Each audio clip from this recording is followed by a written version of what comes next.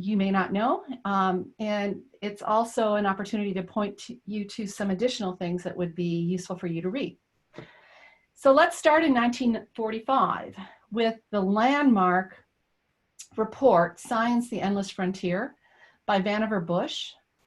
At the time, Vannevar Bush was the director of the Office of Scientific Research and Development. That was, you can kind of think of that as a precursor to the Office of Science and Technology Policy. In other words, the individual who's the chief science advisor to the president.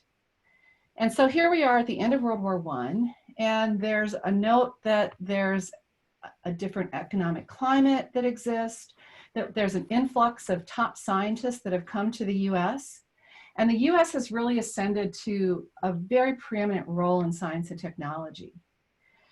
And so Vannevar Bush decided that, you know, this report was needed to really make sure that there was an increased emphasis on basic research.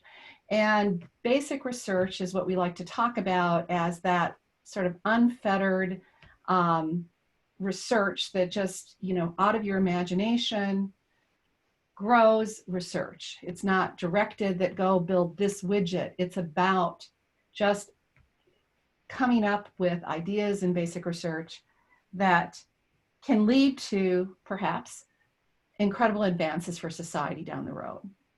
But it doesn't necessarily have a target when it starts. The report talks about fundamental principles and recommendations to guide the US science in the years to come, and these will look very familiar, but interestingly, they needed to be stated in this report in 1945. Openness, dissemination of information via publication, and freedom of inquiry. It called for the government to support and lower barriers for advancing education of US citizens. And this, although they didn't call it STEM at the time, science, technology, mathematics, and engineering, it was really calling for starting to focus and lower the barriers for advancing education in these areas. And then very importantly, it called for lifting restrictions on research that had been put in place during the war years, where things were really being kept under wraps in different areas in the spirit of security and in the spirit of eliminating the war or getting out of the war. So that was 1945. So things happen. We have another war, then we go into a Cold War, and then in 1985, we have an interesting document that is developed, and it's called the National Security Decision Directive 189, fondly NSDD 189. And I have a lot of quotes here, and I'm going to go through them with you, so I apologize for reading to you so much, but it's important because the language that was used in this document was very carefully selected, and it is language that has held up over the years, as this particular directive was reaffirmed in 2001 after 9/11, and again in 2010 after the recession. So what this document talks about is that the strength of American science requires a research environment conducive to creativity, an environment in which free exchange of ideas is a vital component. So this is echoing the 1945 report, but there was a need to say it again, and to say it in the context of an actual national security decision directive. It went on to define fundamental research. And this is important because this means basic and applied research in science and engineering. So not just basic research, basic and applied. In science and engineering, the results of which ordinarily are published and shared broadly within the scientific community. So things that are expected to be in the public domain. And this was distinguished from proprietary research that might be done in an industrial environment and that are restricted for proprietary or national security reasons. So it now has put research into two buckets: fundamental research and research that's going to be restricted. But what's really important is it went on to be unambiguous about what is to be restricted. It goes on to say it's the policy of this administration that to the maximum extent possible, the products of fundamental research remain unrestricted. It's also the policy that the national security requires control, the mechanism for control of information generated during federally funded fundamental research in science, technology, and engineering at colleges, universities, and laboratories is classified. So if something is going to be restricted, it will be classified according to the classification process of the United States, classified as secret research, as top secret research. No restrictions will be placed on the conduct or reporting of federally funded fundamental research that has not received national security classification. So that's really important. And today, many of our research grants fall under what we call the fundamental research exemption. So for example, in our division, we work with the Army Research for Social and Behavioral Sciences. And that particular research institute within the Army has granted us cooperative agreements, and these cooperative agreements fall under the fundamental research exemption. And that means that anyone can work on them, no matter what their nationality is, and no matter, just, I guess that ends there, just no matter what their nationality is. There are no constraints on who can work on that research. And there are not constraints on our publishing that research in the open domain. So let me pause there for a second. And I know, Kathy, do you have anything you would like to add on this directive? Not specifically, but just to reinforce the point that you're making, that there's been an evolution in thought about research integrity, and particularly as it relates to research that's sponsored by the science agencies in the federal government. And this is a very important set of principles that this National Security Decision Directive laid out that have stood the test of time. So just because I know there's more to come, and we're going to see further evolution. And the fact that it has stood the course of time is really important, because even today, and I'll get back to this towards the end of the presentation, there is a movement by many of us in the scientific community that it's time to reaffirm this directive again. All right, so let's continue then down our journey here. So interestingly, in 1992 is where we see the emergence of language around the responsible conduct of research. And this is a National Academy of Sciences consensus report. So in National Academy of Sciences consensus reports, consensus is important because the committee has to come to a consensus on everything they recommend and everything that they have in the report. And it's interesting how that played out in 1992 in this report. So first of all, this report laid out very nicely the concept of research integrity or scientific integrity. Again, those terms are used interchangeably. And that this is a set of ethical standards, professional standards, and practices. So now all of a sudden, there's an ecosystem that's emerging here, that it's not just the individual, it's professional standards and practices, which brings in our professional organizations and to this whole mix, which, you know, eventually down the road leads to all the codes of ethics that you've read. And that it's this what undergirds a fair and open research enterprise. This report clearly articulates what is meant by scientific misconduct. It is fabrication, falsification, or plagiarism, and performing, reporting, and proposing research. And so these are things that you've all learned already in your education. You know, fabrication is making up data. Falsification is, you know, falsifying results, reporting false results. And plagiarism is copying other people's work. So that was clearly defined in that report.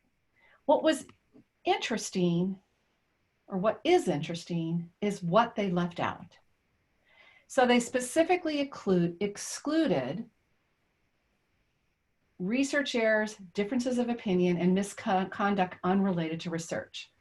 They chose not to include that in their concept of research integrity. And they also included research practices defined as actions that violate traditional values of the research enterprise and that may be detrimental to the research process.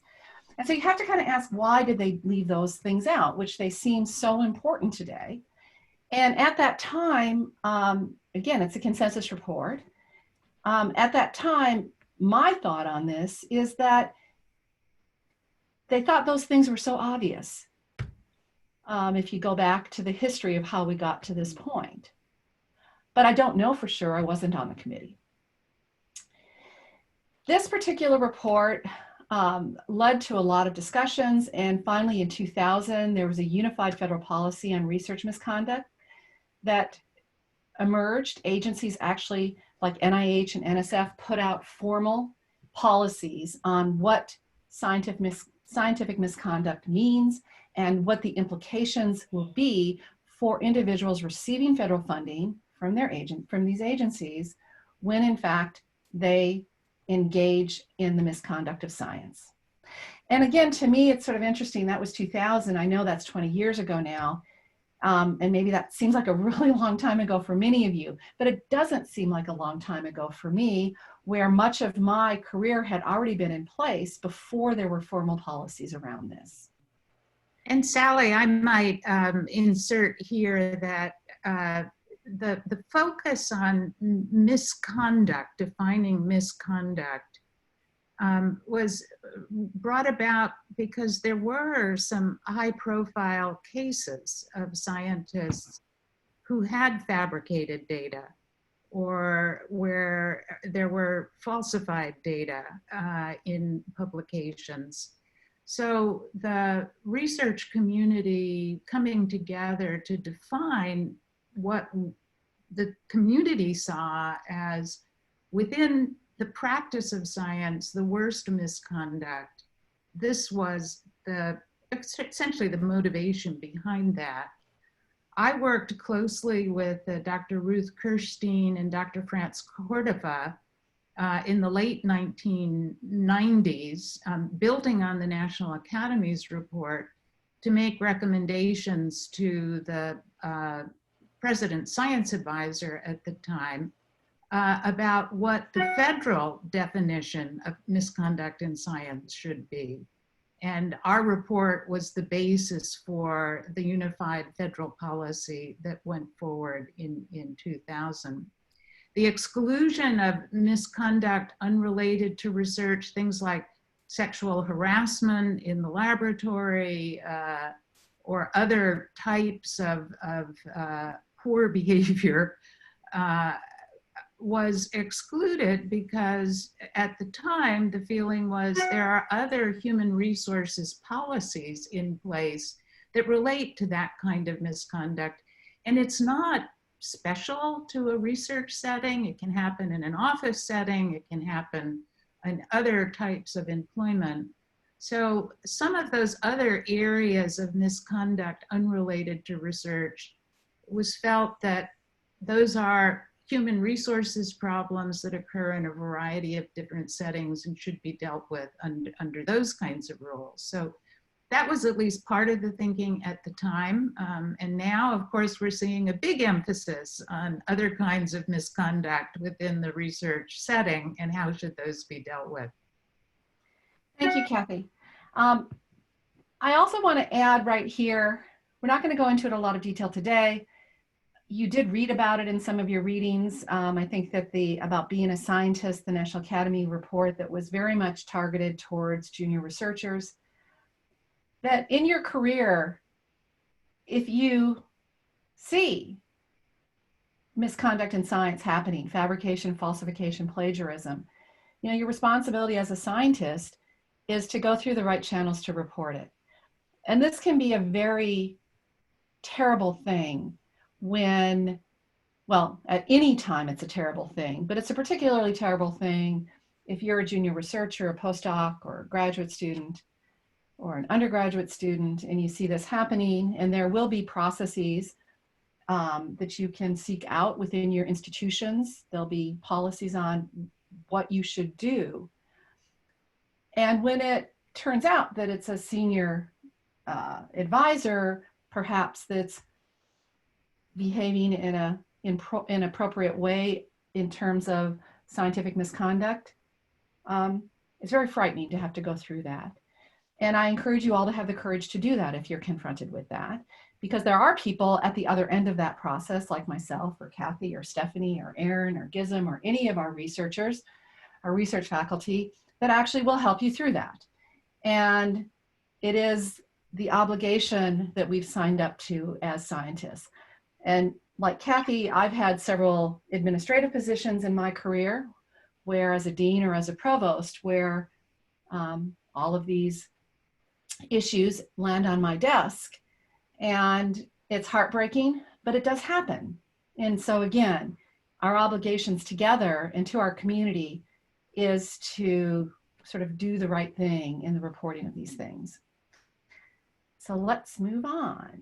Now, let's move on to 2017, which is another National Academy report, consensus study that came out. And in 2017, what they did is that they reaffirmed the 1992 recommendations, but then they set forth a broader set of practices. And in particular, if you remember the sort of second bullet here, where the research practices that they left out, you know, the second bullet was a little, you know, perhaps less comfortable when you think about research integrity today. However, in 2017, that comes to the fore. And here they set forward, you know, a very broad set of practices. And they actually define core values, which you've read about these and you've seen them in your training: objectivity, honesty, openness, accountability, fairness, and stewardship. And these core values are what now forms the foundation for the responsible conduct of research. And the other thing, we started to see this in 1992 when professional societies were sort of brought into the mix, but this particular report actually brings forward the concept of a broader research ecosystem, which includes researchers, research institutions, publishers, professional societies, the public, private funding agencies, and just this broader landscape. And that's really important because every stakeholder in that ecosystem has a role to play. And the roles are actually somewhat different. We're not going to get into those today, but it's not just you and the rest of your research community. It's that broader community. It's our institutions. It's who publishes our work. It's the societies we belong to. It's the public. They have a role to play too. And then in this same time frame, and I'm going to turn this over to Kathy, we start to see some international activity come together. Thanks, Sallie. I have been working for many years to improve the integrity of the scientific process. And when I was still working at the Department of Agriculture as chief scientist, a group of government agencies in the US and in Canada came together along with 11 professional societies, including the American Association for the Advancement of Science and several of the biological research associations, to develop a set of principles and best practices related to scientific integrity. This resulted in a paper that we published 2 years ago in 2019. And also we've brought our work on scientific integrity to other countries in the work that's being done in the World Conference on Research Integrity. So there is an international organization that's looking to develop the principles for scientific integrity to be adopted in countries around the world. And one of the things that they have done is to publish a set of principles that came out of their meeting a year ago in Hong Kong called the Hong Kong Principles for Fostering Research Integrity. So I won't go into any detail about the principles and best practices. They embody the kinds of things that we've been talking about. But I do want you to know that the issues that we're talking about today about scientific integrity are being ones that are talked about by scientists all around the world. And there is, through work like the Hong Kong Principles, everybody's thinking coming together and being able to articulate a universal set of principles related to scientific integrity. So it still goes on. Thinking is going to continue to evolve, but that is on the international agenda for discussion as well. And I think an important point is that different cultures think about the integrity in science differently. And when you not only are bringing disciplines together, which tend to think about some of this a little differently as well, such as data reuse and sharing, there's not common agreement across disciplines around that. So now when you throw in different disciplines and people coming from different cultures into our teams, care is needed to have conversations around scientific integrity and to be sure that you are coming together on a shared set of values that you're going to actually execute together in your research as a team. Yeah, very important. For granted. Sorry. Very important. Yeah, very important. Thank you, Kathy. Okay, so everything is not so rosy. And we're going to get to that. So first of all, this actually is rosy that we have brain circulation. I think that's rosy that we have brain circulation going on, that our science and technology enterprise, that the intellectual capital is global. And with that being global, there's competition for the best minds and, across countries. The chart here on the right is actually coming from the National Center of Science and Engineering Statistics Survey of Earned Doctorates. And so these are doctorates within the US, and you can see the number of doctorates over time by students from different countries that we have given in this country. So there's a global set of really smart individuals that are joining the scientific enterprise. And it does create competition. And sometimes the creation of competition can result in unexpected consequences. And so today, and you actually had a chance to read these two articles, it's two among many that are out there now. There's incredible stressors on research integrity in the United States. And this is considered to be detrimental in many ways. Things like, or purported things like, intellectual property theft, and it's not all purported. There's been cases, a whole collection of cases for which that has happened, and people have lost their jobs and even in some cases gone to jail. There's issues around not disclosing funding that you might have. Many journals for decades now have required disclosures of what your funding might be, not just foreign funding, but just funding that you have that might have gone in to support the research that could potentially result in a biased perspective on what you've done, maybe sometimes an unintentional bias, that there are issues around non-reciprocal data sharing, and then just research misconduct. And in the US, that's been growing concerns over the last couple of years. And it's leading to Congress wanting to put new restrictions in place. It's leading to wanting to create other categories of research besides fundamental research and classified research. In other words, blur that line.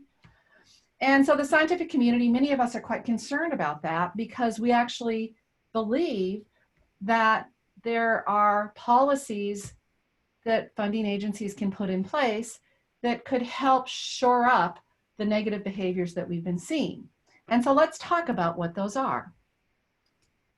So what's missing from the historical view on scientific misconduct, which is plagiarism, falsification, and fabrication, are guidance and definitions and management of what we call potential conflict of interest and conflict of commitment. And these are things that at our institutional level, we frequently provide information to our institution about potential conflicts, or if we're doing consulting or other things we might be doing, but we don't always talk to our research colleagues about this. And that's the change that we think needs to happen.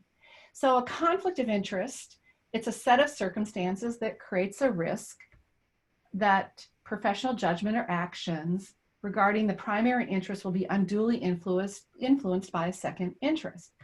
If I'm getting paid the equivalent of my salary to lead an institute in another country, while I'm getting paid by my university to lead my institute here, and I don't share that, that's both a conflict of interest and a conflict of commitment.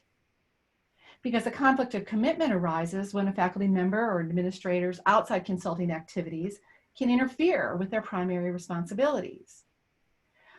If I'm getting funding from Procter & Gamble and I'm doing research and publishing research to promote their products, that might be a conflict of interest.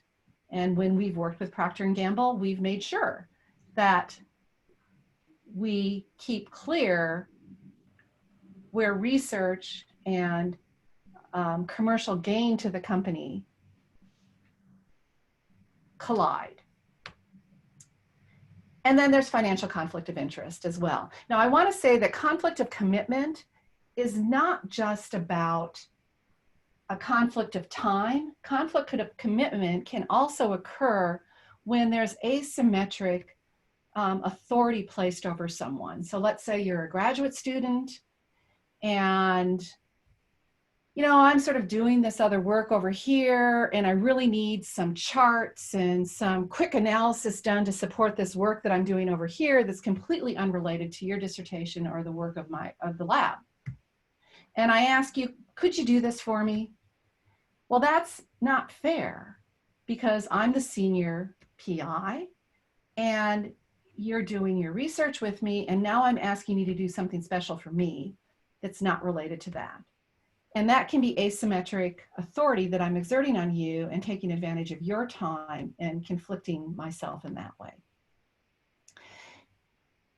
Failure to share this and failure to disclose conflicts of interest and conflict of commitment is something that compromises research integrity. And in the cases that you saw in the news and the other cases that we've seen have all grown out of failure to disclose these things. And that leads me to where I want to close. And it's what I like to call our research integrity creed. And it has three important components. One is transparency. That means there needs to be transparency between all of the partners in the research environment, all of those stakeholders in the ecosystem. And it has to be robust, it has to be fair. There needs to be reciprocity. Trustful and respectful collaboration is central here. There must be equitable exchange of ideas, of information, of data, and ensuring that the research environment encourages shared commitment to values and practices. It's a bit unfair if I'm the one collecting all the data and I'm not going to share it with the rest of the research group. That's not an equitable exchange of ideas. If Stephanie is the one that's giving me all the guidance on how to develop the data, and then I go and collect all the data and I don't share that back with her, that is not fair. And then there has to be an adherence to norms of research integrity. And that's where all these international conversations are so important, and where the disciplinary conversations become really important too, because it's not a given that we all come at this the same way. there have been instances where junior researchers receive scholarships from a country to come and study here in the United States and in other countries. And they're told by the individuals issuing the scholarships that a condition of the scholarship is that they report back on the research of the group they're joining. And they do that in such a way that they don't tell the research group that they're reporting results back.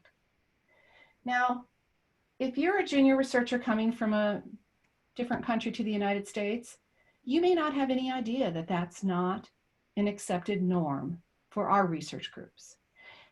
And if I'm the PI or the senior researcher in the group, and I fail to sit down with you and explain the expectations of the research group, either before you join or once you join, then I have failed. And we both have to share the consequences of that. And that's where this creed becomes really important. So let me stop there. That's sort of the end of part one, but I can happy to stop and take, any questions or comments if people have before we move on. Is anybody awake? Sallie, I might start off. This is Kathy. And just to say that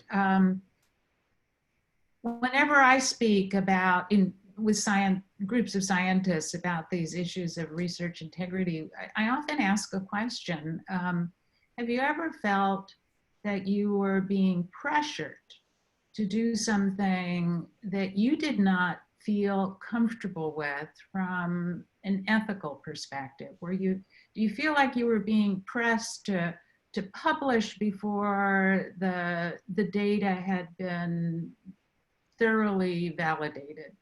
Do you feel that you've been asked to do an inappropriate type of analysis, by trimming data or some other kind of thing?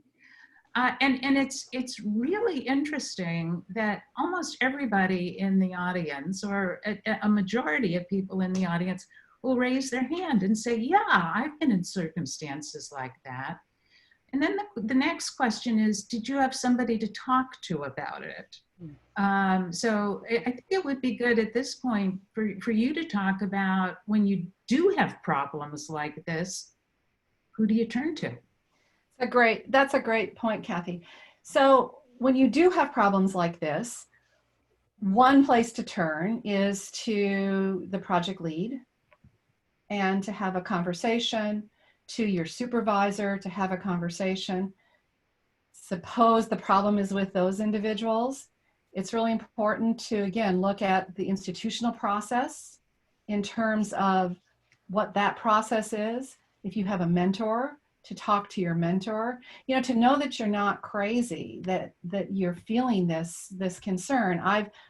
I've had horrible situations of postdocs who felt like they were being cornered into falsifying graphs or other sorts of things in the course of their career and the course of their study at the institutions that I served. And there is a community that'll come together around you on this. And that's where that responsibility lies, is to try to do that. And it's useful to look at your university policies to know what the chain is. With graduate programs, the Dean of Graduate Studies frequently has someone in their office. The university could have an ombuds. So there are a variety of people that you can turn to and to take the time to find out who those are.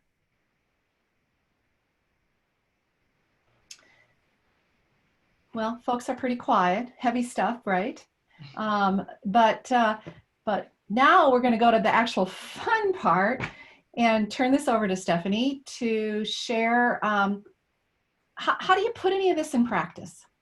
So Stephanie. So Sallie, have you unshared your screen? I think so. Okay, great. I think I have. Okay. Have I? Yes, you have. Okay. Okay, great, Present. thanks. All right. So Sallie just talked about the responsible conduct of research and gave several compelling examples. She also showcased some of the codes of ethics. And I think these codes of ethics are really important for reflecting on what is ethical behavior.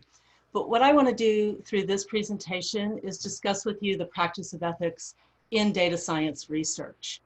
And I think that some of the questions that came up, I'll try to relate into this presentation as well. So we'll first start out by talking about just what are definitions of ethics, what are implicit and explicit biases, both our own and those that we see in our projects and in the data.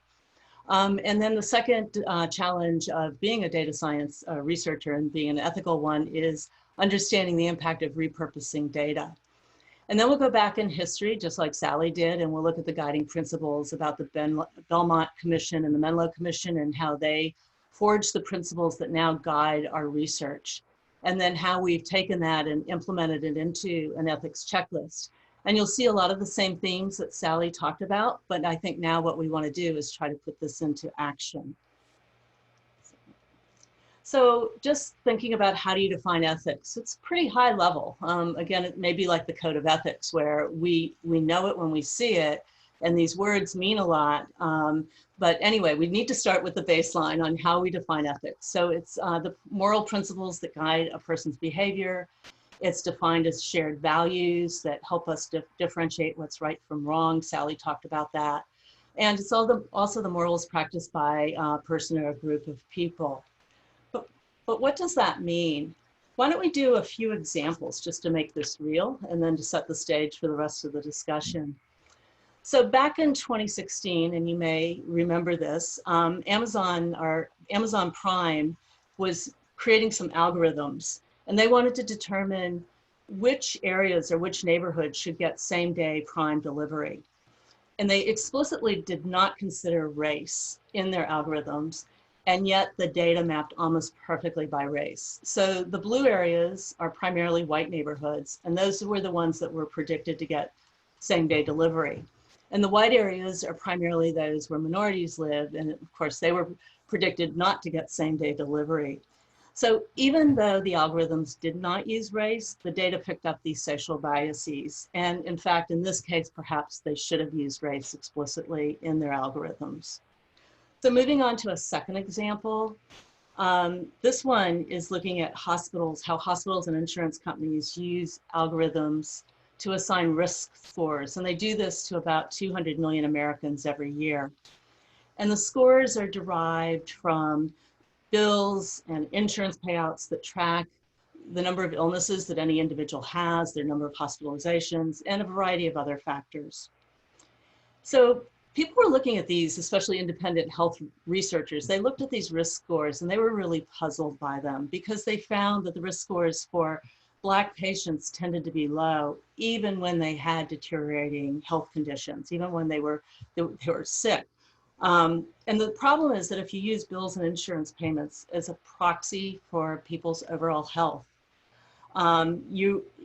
regardless of well-being, you are going to predict lower risk scores for Blacks in particular. And this is because they tend to go to the doctor less. Maybe they are less likely to be able to get off from work. It is shown that they tend to live further away from access to health care. So there's a variety of reasons why. But by tweaking the algorithm and perhaps using, say, data from electronic health records or identifying chronic illnesses that a patient will likely experience in a given year, rather than just focusing on the cost of treating those illnesses, the researchers were able to reduce the health disparities in these algorithms. And so to the credit, the insurance company did adopt these new algorithms. And so hopefully they have a fair allocation of resources to all their patients, not giving priority to a certain group or not. But what both of these examples point out is that there are implicit biases, not only in how we look at the world, but also in our data as well.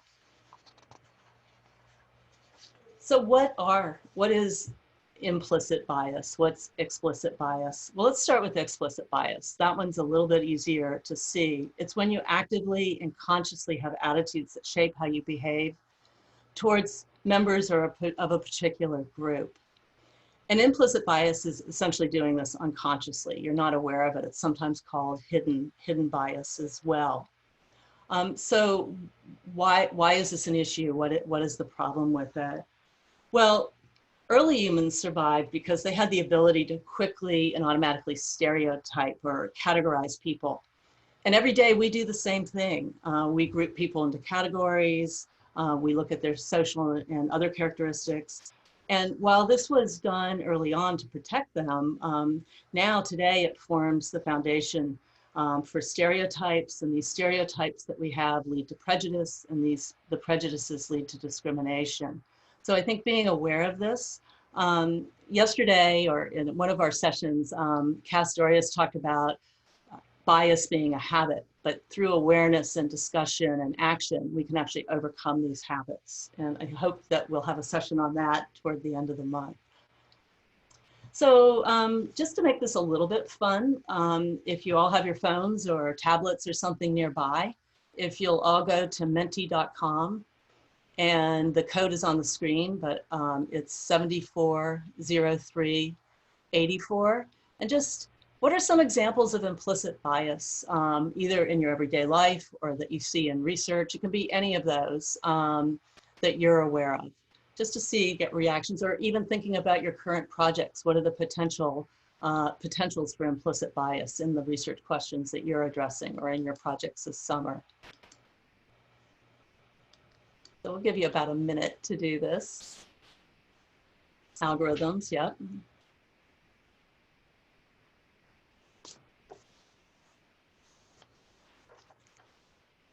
Yep.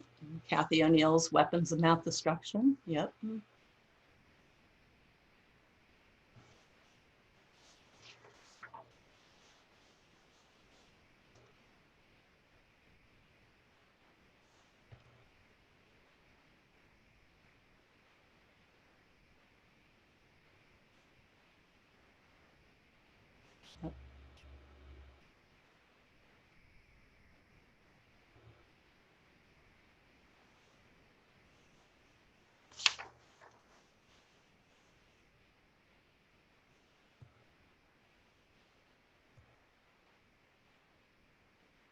These are good. Okay, looks, assumptions about race, language, data, the bias policing of minorities, right? Stereotypes, AP and gifted tracking in schools, assumption of gender for occupations. These are all good. Racial profiling. All right. Data sets that are not representative of the population. Good. Generalization. This is a good one, and you do see this often, perception of women in leadership roles as bossy. Right, designs for men or for compared to women, or maybe different sizes and body shapes.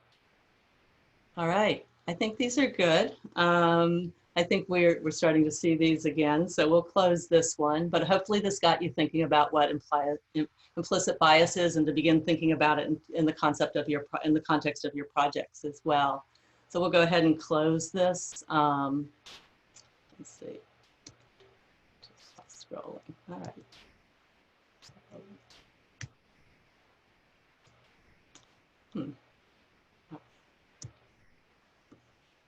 Might have to get out of this. You hit C to close it, but it's actually not seeming to work here. So, do you need to hit enter to stop the scroll maybe and see if that works? That's what I'm doing, and I'd actually practiced this, but it doesn't seem to be doing that. So I'll just get out of it for a second, and then we'll head back.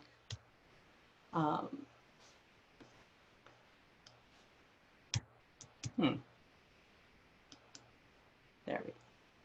Okay, voting's closed, so we should be able to move on now. There we go. Okay.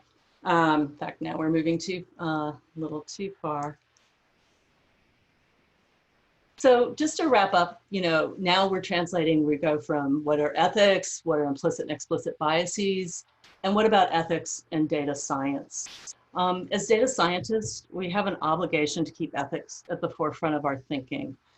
We're using data to improve the public good, not to identify individuals in the data and then use that data to gain advantage. So in many countries, they have passed legislation in Europe and in India, and even in states like California, but specifically recognize the rights of digital citizens. And this is primarily to protect them from the commercial use of data. But I think that the essence of these legislations also contribute to researchers, or we need to think about it in terms of the context of research as well, and how we're using personally identifiable data and merging multiple sources of data. So another example about how ethics in data science, it now allows us to say micro-target specific populations. And we can use this for the public good if, for example, we're encouraging kids from low-income households to go to college. But it might not be for the public good if we're micro-targeting kids and encouraging them to sign up for expensive or perhaps not very high quality private trade or other education that leaves them in debt and still with few skills. So we still have to put everything in the context. Sallie talked about context, and that's especially true in the context of ethics and data science. So let's step back and review the history related to research and ethics. The Belmont Commission was convened in the late 1970s after there were several ethical failures by researchers and after these had become known. Perhaps one of the most famous of these failures is the Tuskegee syphilis study, and it was conducted from the early 30s to the early 70s, over a 40-year period.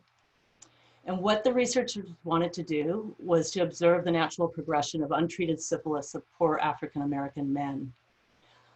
Importantly, none of these men were told they had the disease, and none were treated with penicillin, even after the antibiotic was proven to be successful in treating syphilis. So today, that would violate all the principles of research.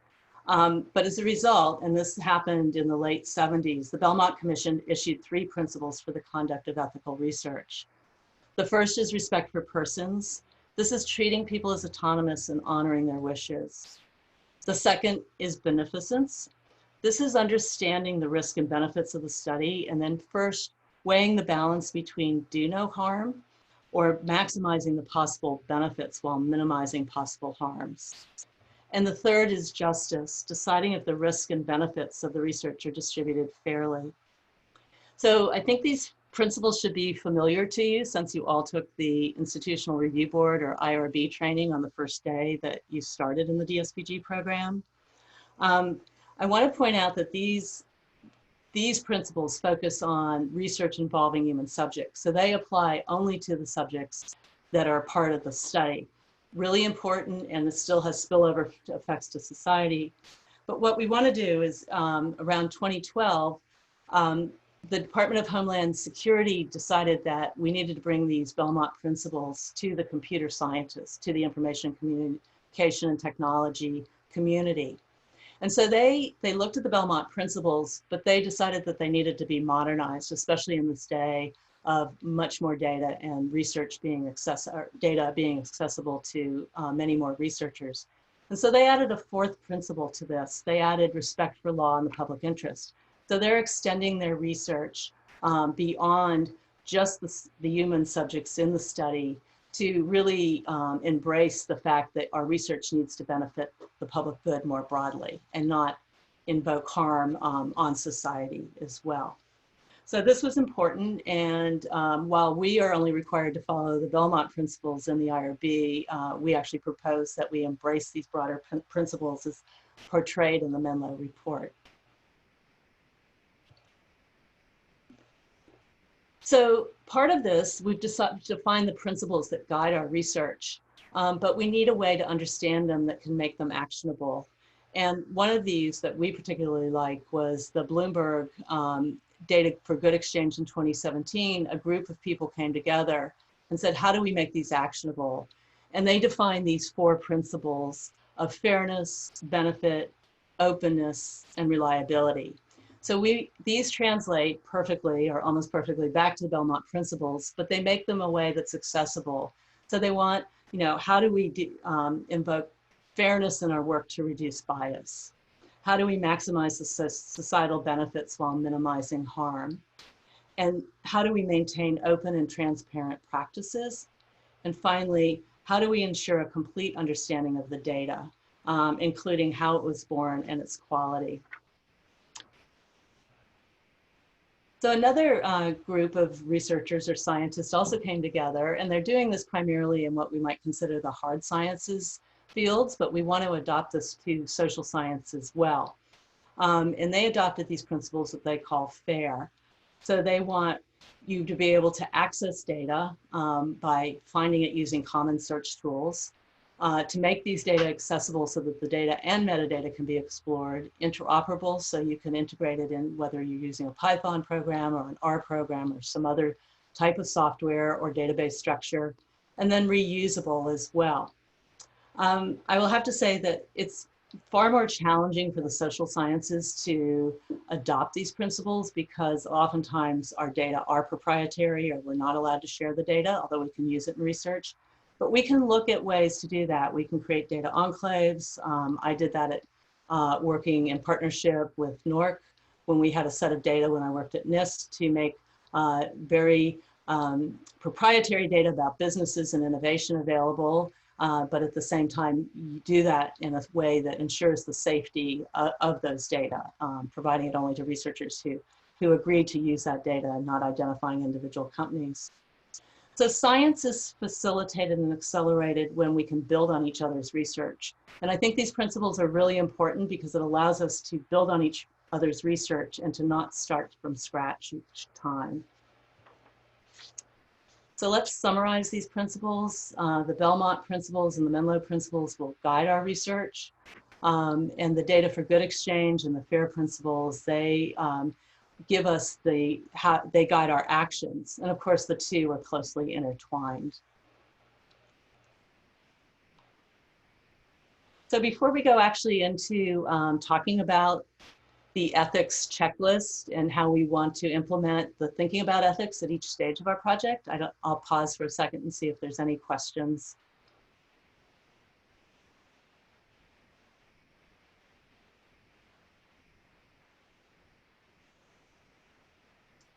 Stephanie, I'll just make a comment, and I know you're going to go into this more, that the reason that I guess I'm just amplifying, the reason that we really like both the Belmont report and the Menlo report is that a lot of the data that we use in data science is the repurposing, and I'm sure Stephanie will be talking about this, of data that already exists as opposed to primary data collection from human subjects. So sometimes you think that, well, I'm not doing primary data collection, so all this stuff in the IRB doesn't apply.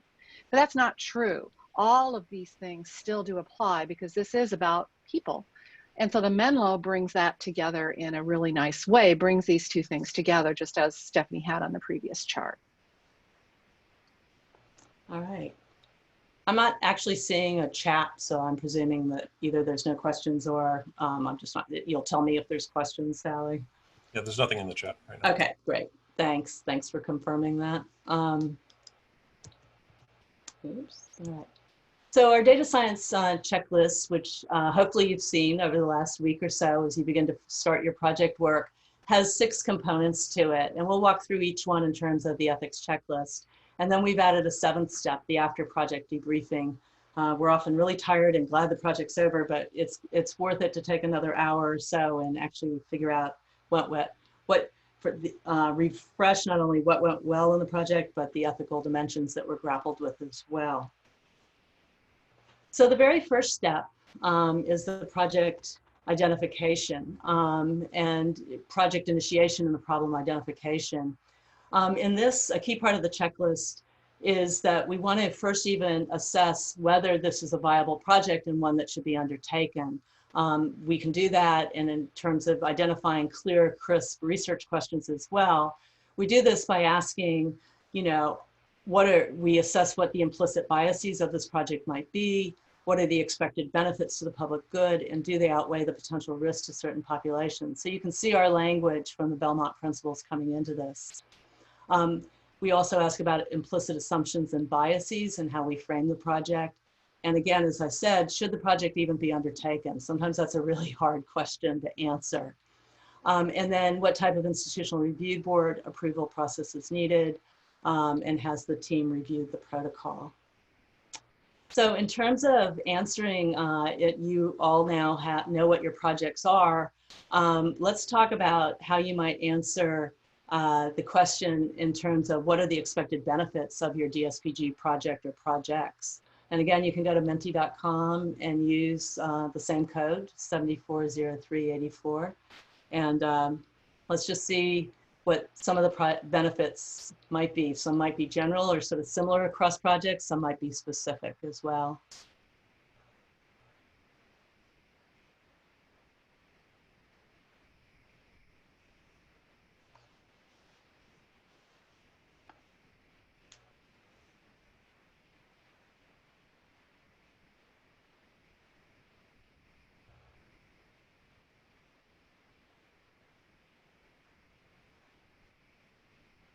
So improved decision-making, basis for future policy measures, actionable insights, improved funding, that's good, and resource allocation, better standard of living, quality of life, good. Any specific ones based on increased economic mobility among rural communities? Okay, definitely the theme underlying many of our projects. Equitable access to EMS resources. Great. Improve equity and resource allocation. Shifting the conversation, I like that, and providing data to drive policy. Improving quality of life. All right, I think these are great.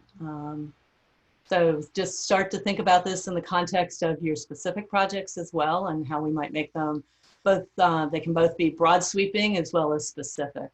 Adopting the new norm of working with people. Okay, these are great. And I will share all of these, or we'll make these available out on when we share the provide insights that can help cooperative extension service, which we're having that talk right after this one, develop new programs and activities. Shifting the camera. Okay, we're starting, I think these may be scrolling through. So let's see if I can get this one to end this time. Okay, voting's closed. Return, and then we'll, there we go. Great. Okay. So continue with the checklist. The next step is the data ingestion and governance. And I hope you've all signed your data use sharing agreements or your data management agreements and give them to Kim. That's just sort of the first step in understanding and thinking about how we protect data and how we preserve it, and how working with our data is so important, how we have to be careful even when using publicly available data, especially when we're matching or integrating multiple sources of data. We also want to ask the question, if we're working on an especially proprietary project with data that are sensitive, we may need to implement additional procedures as well. And then the fun part, the data wrangling. This is probably, we still think we spend 70 to 80% of our time on the data wrangling, the cleaning, the transforming, the linking, and importantly, the exploratory analysis. These steps help us to identify the quality of the data, how representative they are, what populations are covered or not covered, and are the project assumptions correct. And just because not all populations are always covered doesn't mean we don't necessarily use those data. We just know that we have to be very explicit that this set of data covers this population, and then we either have to find data sources that cover the other parts of the population, or we have to acknowledge that there's a gap or a limitation in our research as well. And the fitness for use, this one is as much an art as a science. It helps us identify the strengths and weaknesses of the study and the limitations of it, and often involves some metrics for benchmarking. And we're going through these last few because we'll be getting to those, of course, later in the summer as well. And then the statistical modeling analysis as well. We want to ensure that our modeling and the results that we're producing are as transparent as possible, that again, we've presented the limitations of the research. And then we want to ask the hard question, should we be using this research for policy action? Should it be being used to inform policy? And again, back to our questions of weighing the benefits and the social costs to affected communities as well. In your readings, there was one paper called 10 Simple Rules for Effective Statistical Practice. I think those 10 simple rules are really important. Not only do they talk about keeping it simple and providing assessments of variability, but checking your assumptions and understanding how representative the data are. So I encourage you to sort of keep that paper by your side as you're working through the statistical analysis part of your research. And then finally, the after project debriefing.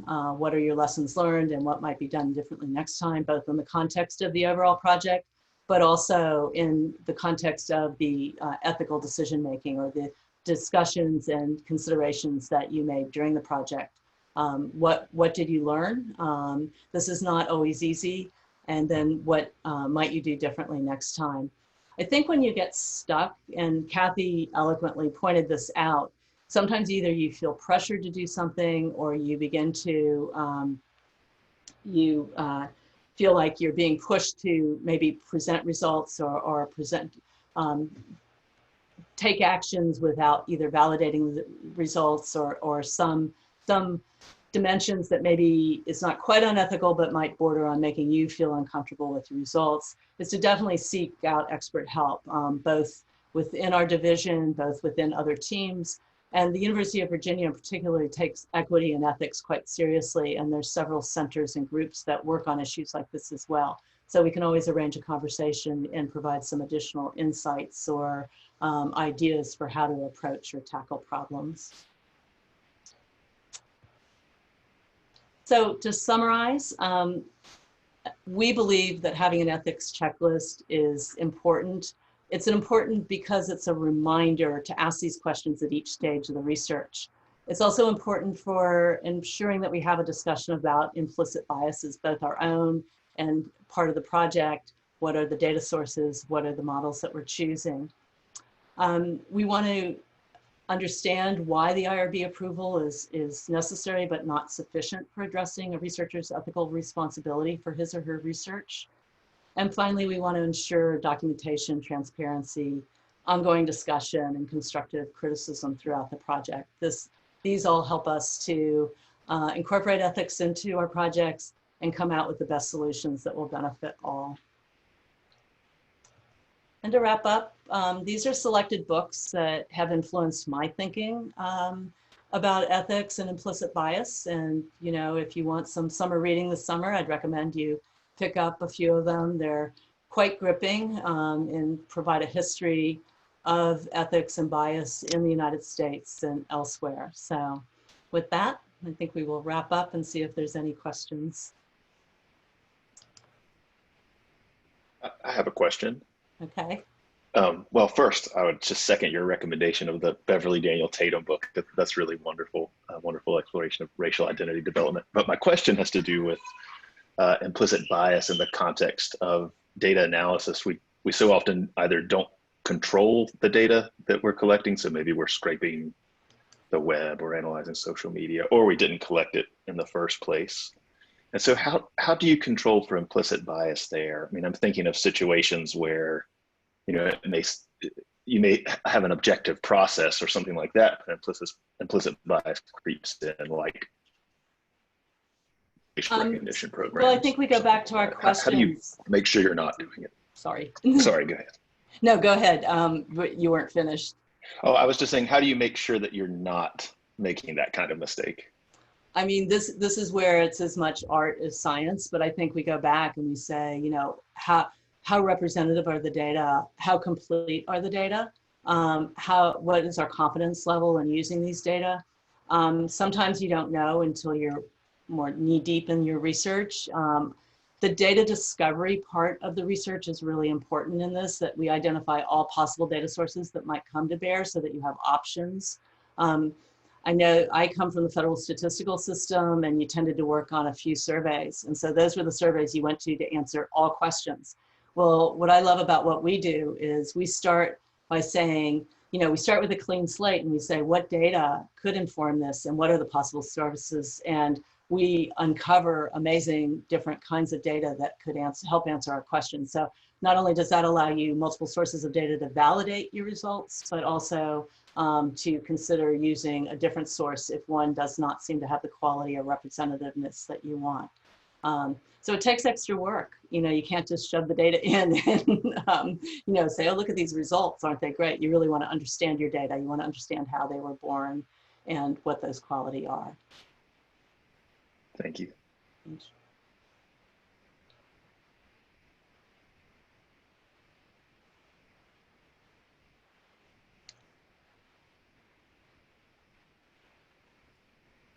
Let me, since there's just a little break here, let me just, and this I think is actually related to Adam's question.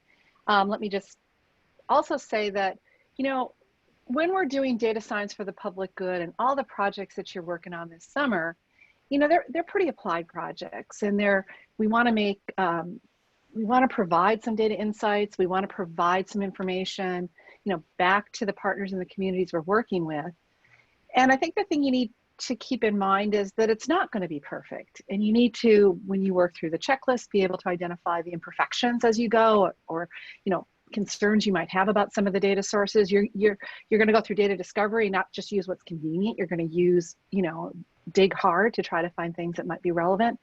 But you also have to recognize that if you were to repeat this research project in 5 years, you're going to do it totally differently. There'll be different methods. There'll probably be more mature. There'll be different resources and different data. And so sort of being comfortable that you're going to give it the best shot. These teams, you know, no teams are going to do it better than you guys will do this summer. You're just going to give it the absolute best shot you can do right now. And in the future, it will evolve, and the analyses will evolve, and the data will evolve. So Baiwan, you have a great comment in the chat. Do you want to talk about that a bit? I don't know how useful it might be, but yeah, like many times you can have a good handle on how to collect the data or analyze it or understand it, but statistics is really like the tool that you can repurpose or use the data in order to get some insight. So models are not data agnostic. You use the model depending on like what kind of data you're using and what assumptions are you're making on those approaches. So if you believe that your data is biased, for example, or there's some serious concerns on that, then you look at what methods might alleviate that or make it robust to those violations of your assumptions. Good. Yeah, it's a good point to make on that.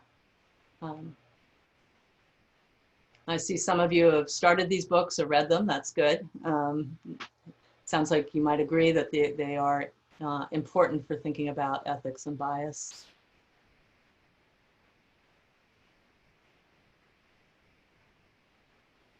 Hi, I have a question. Can you hear me? Yes. Okay, hi. My name is Isabel. I'm a scholar with UVA. And my question is about the making decisions during emergencies and weighing the immediate ethical implications of that decision versus like the long-term implications of taking like a decision during an emergency situation.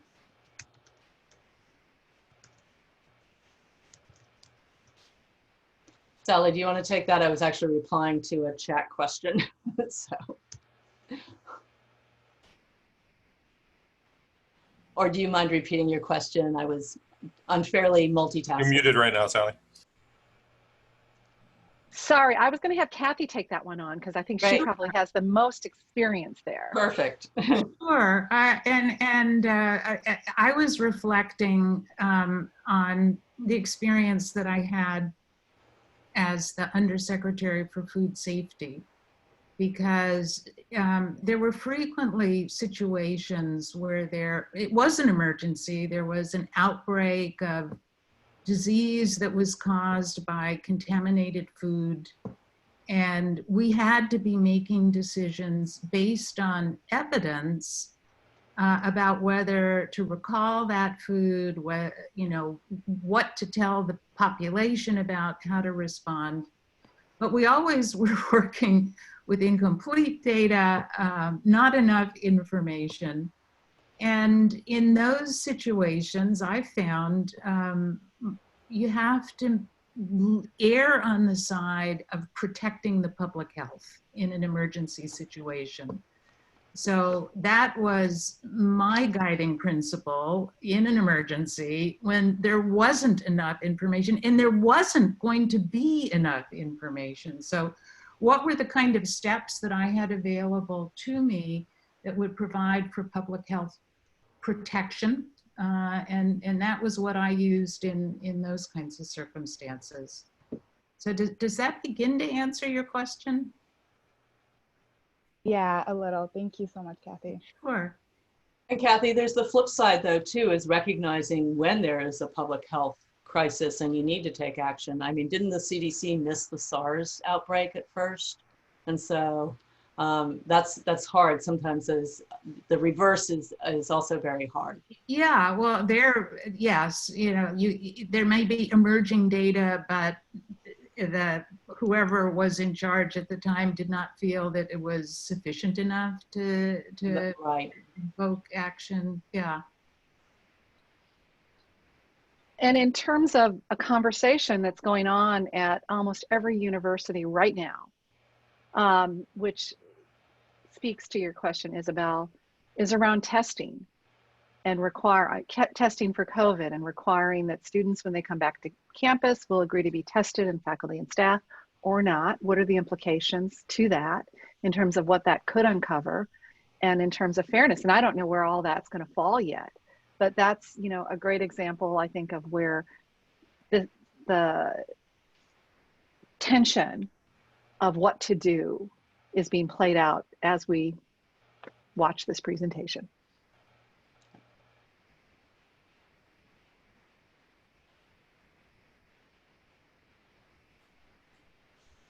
With the COVID, they also have a few examples of how research gets fast-tracked when there are really big potential rewards. So, but then as soon as you can take through the formal process and you review the evidence. So maybe you put it out there in the beginning just because it might be rewarding and might be worth the risk, but then you try to minimize those risks. So the link there has a retraction of a paper, which was used for policy at that point. And then later on it was rescinded because the science, the study wasn't good at all. So. And Gina in the chat raises a point, which I think we touched on here. It was, I think labs are working on COVID-19 vaccines being permitted to bypass some parts of the normal process for testing vaccines because we need it fast. But there may be unintended consequences as well from that. Absolutely. I hate to be the one bringing down the hammer. This has been a terrific session, but we have the brown bag starting here in 5 minutes on this same bat channel.